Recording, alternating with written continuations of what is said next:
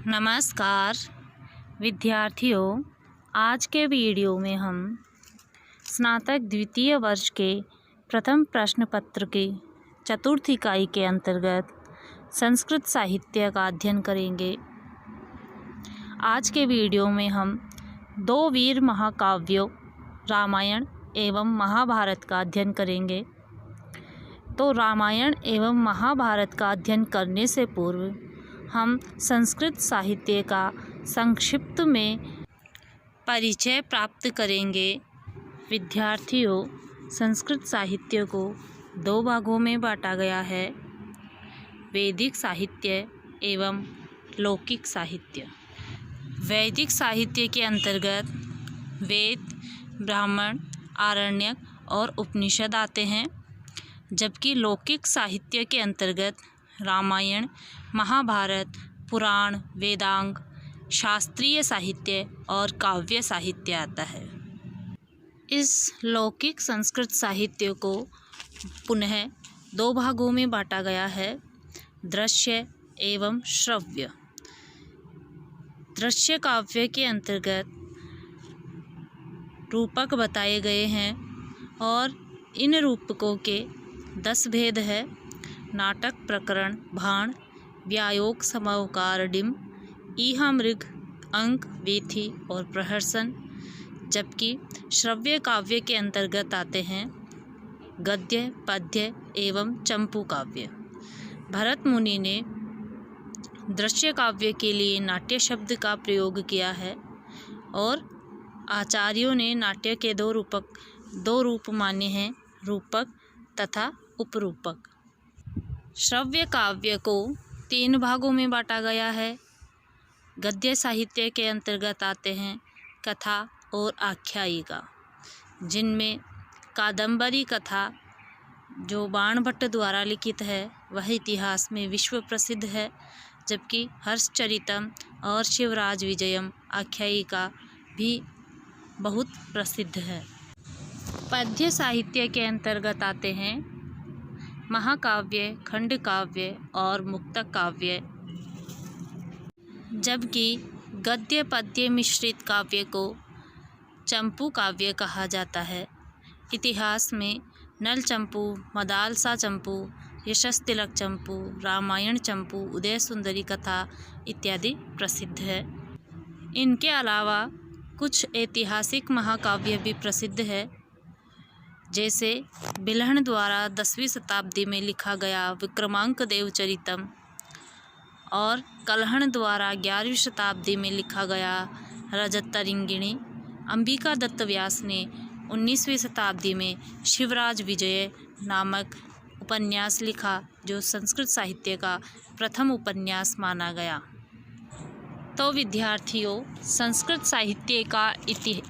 साहित्य के इतिहास का संक्षिप्त परिचय प्राप्त करने के बाद में आइए हम प्रारंभ करते हैं दो वीर महाकाव्यों के अध्ययन का, जिनमें सबसे प्रमुख है रामायण। रामायण जो है अपने आप में भारतीय संस्कृति एवं सभ्यता को समेटे हुए हैं। हमारा जो जीवन है, हमारी जो हिंदू संस्कृति है, धर्म है, वो सब रामायण के आदर्शों पर ही निर्धारित है। रामायण ने एक आदर्श जीवन की परिकल्पना हमारे सामने प्रस्तुत की है कि एक आदर्श पिता, आदर्श माता, आदर्श भाई, आदर्श पत्नी, ये सब कुछ हमारे सामने एक उदाहरण पेश करके ये परिकल्पना की गई है कि हमें भी इनके समान जीवन जीना चाहिए और हर संभव प्रयत्न करना चाहिए कि हम भी इनके समान सभ्य एवं आदर्श जीवन जी सकें। तो चलिए विद्यार्थियों, प्रारंभ करते हैं रामायण के अध्ययन का। रामायण का जो प्रथम श्लोक है, माँ निषाद प्रतिष्ठां त्वम् अगमः शाश्वती समः यत् क्रौंच मिथुनात् एकम अवधि काम मोहितम। तमसा नदी के किनारे जब ऋषि वाल्मीकि ने किसी शिकारी के द्वारा क्रौंच पक्षी के जोड़े में से जब एक को मार दिया जाता है, तो वहाँ पर एक पक्षी का करुण विलाप सुनकर जो वाल्मीकि के हृदय में करुणा उत्पन्न हुई। उसी श्लोक को रामायण का प्रथम श्लोक कहा गया है। तो इस प्रकार रामायण के रचयिता महर्षि वाल्मीकि है और रामायण जो है इसकी विषय वस्तु 7 कांडों में विभक्त है। बालकांड, अयोध्याकांड, अरण्यकांड, किष्किंधा-कांड, सुंदरकांड, युद्धकांड और उत्तरकांड। पूरी रामायण में 24,000 श्लोक है, इसलिए रामायण को चतुर्विंशति सहस्त्री संहिता भी कहा जाता है। तो इस प्रकार आदि कवि वाल्मीकि ने रामायण की रचना की। रामायण को आदि काव्य माना जाता है, जबकि महर्षि वाल्मीकि को आदि कवि कहा जाता है। पारंपरिक मत के अनुसार वाल्मीकि त्रेता युग में हुए थे, लेकिन वर्तमान मतानुसार वाल्मीकि का समय 500 ईसा पूर्व माना जाता है और कोई अन्य विद्वान इनका समय ईस्वी पूर्व 300 शताब्दी भी मानते हैं। 7 कांडों में विभक्त रामायण में कुल सर्ग संख्या 645 है, जिसमें बालकांड में 77, अयोध्याकांड में 119, अरण्यकांड में 75, किष्किंधाकांड में 67, सुंदरकांड में 68, युद्धकांड में 128 और उत्तरकांड में 111 है। तो विद्यार्थियों देखिए, जो रामायण के ये जो 7 कांड है, इन कांडों के नाम किस प्रकार से, कांडों में विभक्त जो घटनाएं हैं उनको किस प्रकार से याद रखेंगे। जैसे कि जो घटनाक्रम है, घटनाक्रम के अनुसार, कालक्रम के अनुसार ही रामायण के कांडों का नाम बना हुआ है। जैसे भगवान राम और उनके भाइयों का जो जीवन है, जो बचपन की घटनाएं हैं, वह सब बालकांड में है। फिर उसके बाद में अयोध्या कांड है, और जब वन में गए वो है अरण्य। अरण्य का तात्पर्य ही वन होता है, तो अरण्य कांड से है। उसके बाद में सीताहरण, और सीताहरण के बाद में जो सुग्रीव से मित्रता की जाती है, सुग्रीव की जो राजधानी है उसका नाम किष्किंधा था, तो सुग्रीव के पास में जाने का और संधि करने की जो घटनाएं हैं वो किष्किंधा कांड में है। उसके बाद में हनुमान द्वारा लंका दहन जो किया गया वो सुंदरकांड में है। उसके पश्चात राम और रावण के युद्ध का वर्णन युद्धकांड में है, और राम के द्वारा माता सीता का जो परित्याग है वो वाली घटनाएं सारी उत्तरकांड में हैं। यहाँ पर ध्यान देने वाली कुछ अन्य महत्वपूर्ण बातें हैं, वो देखिए कि युद्धकांड में ही राम का राज्याभिषेक हो गया था। रामायण में 24,000 श्लोक होने के कारण इसे चतुर्विंशति सहस्त्री संहिता कहा जाता है।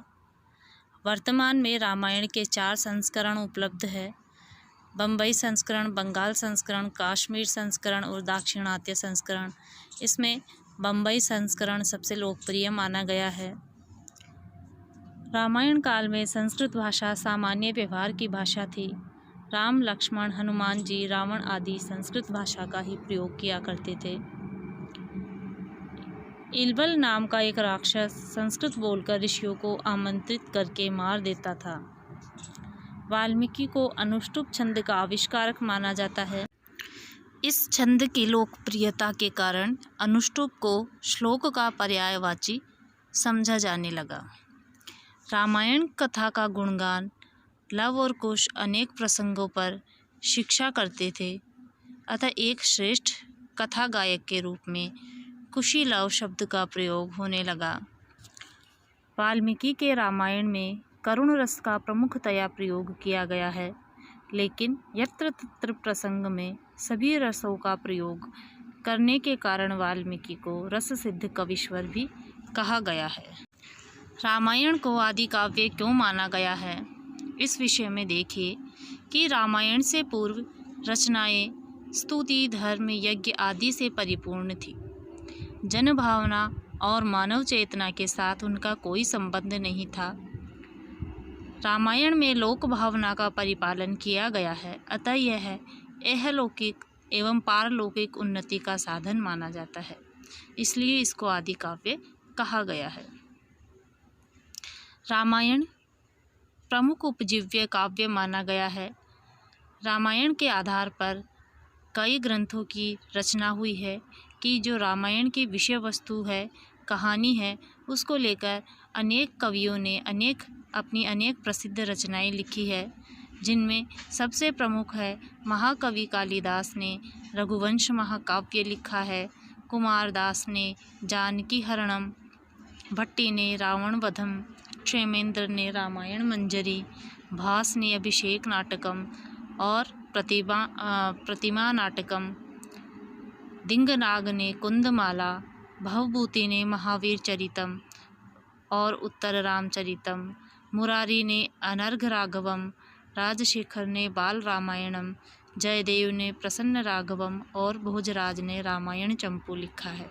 रामायण में सर्वाधिक वैदिक प्रयोगों का प्रयोग मिलता है। इससे यह स्पष्ट है कि यह रचना वेदों के तुरंत बाद लिखी गई है। त्रिविक्रम भट्ट ने अपने नल चंपू काव्य में रम्य रामायणी कथा सूक्ति का प्रयोग किया है। आगे देखिए कि सुंदरकांड का नाम सुंदरकांड क्यों रखा गया है कि नायक और नायिका के संकट काल में शुभ समाचार की प्राप्ति होने के कारण इसे सुंदरकांड नाम दिया गया। और भी अन्य कारण है कि हनुमान जी का दूसरा नाम सुंदर होने के कारण या सर्वाधिक सुंदर काव्यात्मक वर्णन होने के कारण। विद्यार्थियों, रामायण का विदेशों में भी बहुत प्रचार प्रसार है कि जावा देश में रामायण कवि के रूप में तथा कंपूचिया, थाईलैंड, म्यांमार में सेरी राम के रूप में रामायण प्रसिद्ध है। इस विषय में रामायण के रचयिता के विषय में देखिए, जो वाल्मीकि है उनके विषय में एक किंवदंती यह प्रचलित है कि वह युवावस्था में एक डाकू थे, किंतु सप्तर्षियों की संगत में आकर वह एक ऋषि बन गए।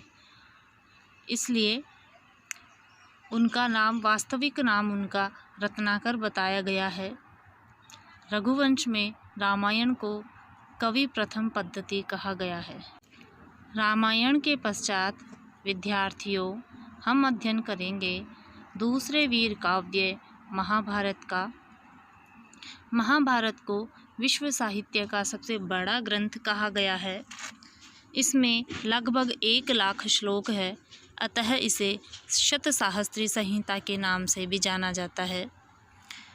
इसमें विषय की दीर्घता है, बहुत सारा विषय वस्तु है इसमें, इसलिए कहा गया है कि धर्मे च अर्थे च कामे च मोक्षे च भरतर्षभ, यदि यहास्ति तदन्यत्र यन्नहिहास्ति न तत्क्वचित्, कि धर्म, अर्थ, काम और मोक्ष, इन चारों पुरुषार्थ से संबंधित भारत में जो भी ज्ञान विज्ञान है वह जो इस महाभारत में है वह अन्यत्र है, और जो इस महाभारत में वर्णित नहीं है वो कहीं पर भी अर्थात इस संसार में नहीं है।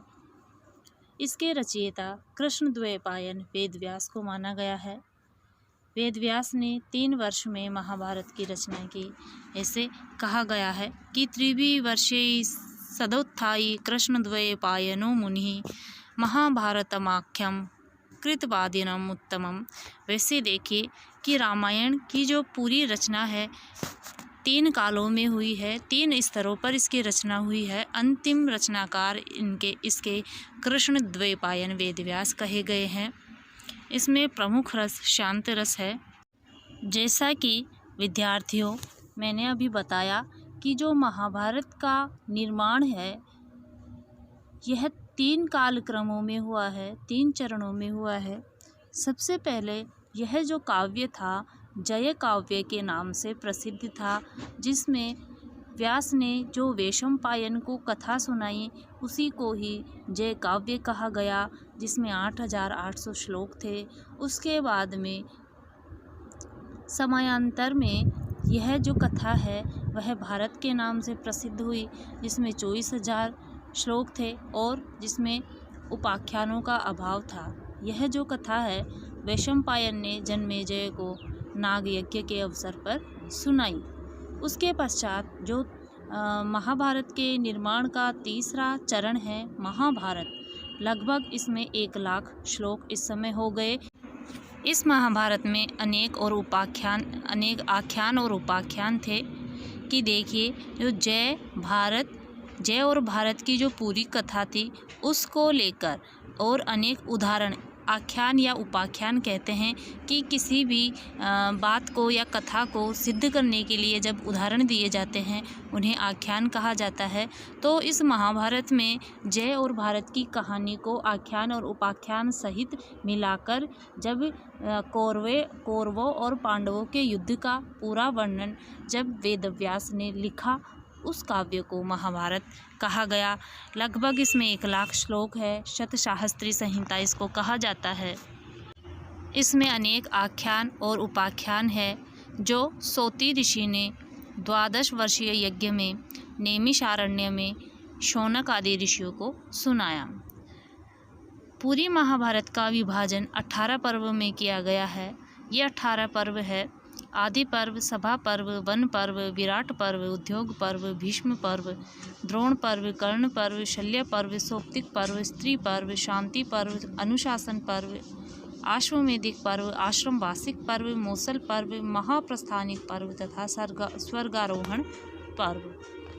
विद्यार्थियों, पूरी महाभारत में पर्वों के अनुसार घटनाक्रम इस प्रकार है कि आदि पर्व में शकुंतला उपाख्यान आया है। पांडवों और कौरवों की जन्म और विवाह की कथा बताई गई है। उसके पश्चात सभा पर्व में पांडवों की दिग्विजय यात्रा, जरासंध वध, शिशुपाल वध, जुए में युधिष्ठिर की हार। वन पर्व में पांडवों को 12 वर्षों का वनवास, सावित्री सत्यवान कथा आख्यान के साथ में आई है। जयद्रथ द्वारा द्रौपदी हरण, इंद्र द्वारा कर्ण से कवच कुंडल मांगा जाना। विराट पर्व में पांडवों के 1 वर्षीय अज्ञातवास का वर्णन है। भीम के द्वारा कीचक का वध वर्णन है। जबकि उद्योग पर्व में महाभारत के युद्ध की प्रस्तावना है। भीष्म पर्व में भीष्म के सेनापतित्व में जो 10 दिन युद्ध लड़ा गया और जो श्री कृष्ण ने अर्जुन को जो उपदेश दिया, भगवद गीता 18 अध्यायों में और 700 श्लोकों में है, ये इन सब का वर्णन भीष्म पर्व में है। फिर है द्रोण पर्व। द्रोणाचार्य के सेनापतित्व में जो 5 दिन युद्ध लड़ा गया, जिसमें अभिमन्यु, जयद्रथ, घटोत्कच व द्रोणाचार्य का वध इत्यादि है। फिर है कर्ण पर्व में कर्ण के सेनापतित्व में 2 दिन युद्ध लड़ा गया। 9वां पर्व है शल्य पर्व। 10वां पर्व है सौप्तिक पर्व। स्त्री पर्व 11वां पर्व। 12वां पर्व शांति पर्व। 13वां पर्व अनुशासन पर्व। 14वां पर्व आश्वमेधिक। 15वां आश्रम वार्षिक। 16वां मौसल पर्व। 17वां महाप्रस्थानिक पर्व और 18वां स्वर्गारोहण पर्व। विद्यार्थियों, महाभारत को लेकर अनेक महाकवियों ने अनेक रचनाएं लिखी है। तो इस प्रकार से रामायण की तरह ये भी एक उपजीव्य काव्य है।